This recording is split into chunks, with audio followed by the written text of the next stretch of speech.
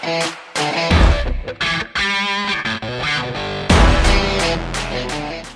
day and welcome to FDM, the channel dedicated to feather data models. Well, since we're in the middle of the third wave, I thought to give an update of the region.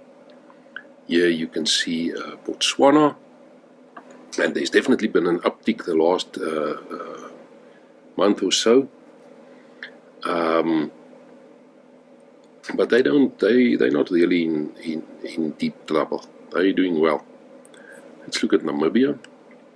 Namibia looks like this. There you can see the first, second, and the third wave. Namibia is in the middle of the third wave, and they've got trouble. This looks serious for Namibia. This is serious. So let's hope for Namibia this can stabilize and turn it around. But Namibia definitely struggling with the third wave. South Africa, let's look at South Africa. This is South Africa. First, second, and the third wave. There you can see the sudden collapse of the second wave. And for a long time, we remained below this baseline. This baseline is about 1.6 thousand or 1,600 cases a day. And I got that from calculating the average here between the second and third. Between the first and second waves. Between the second and third, for a long time we remained below that. Even Easter, the schools, the opening, the lockdown being eased, nothing succeeded in generating new infections.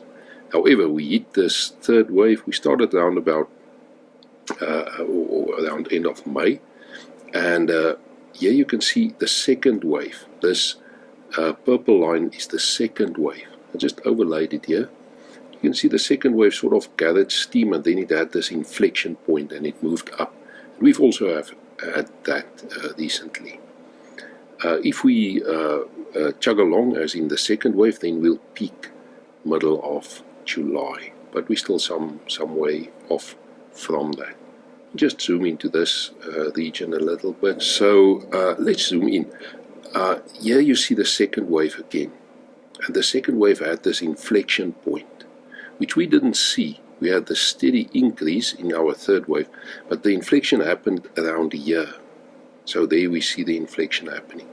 And that inflection is about a week later in this overlay, about a week later than the inflection that we saw in the second wave. So if this continues, we should peak in a good scenario. We should peak around the 11th of July, as the second week did.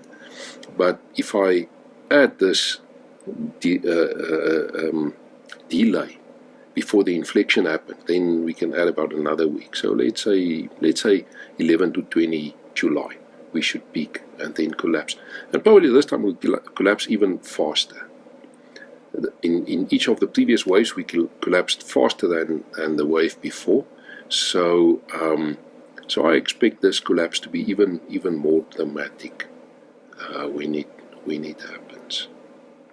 Okay, let's look at the situation in the world. There you see it. For us to reach herd immunity in the world, we need 4.3 million vaccinations.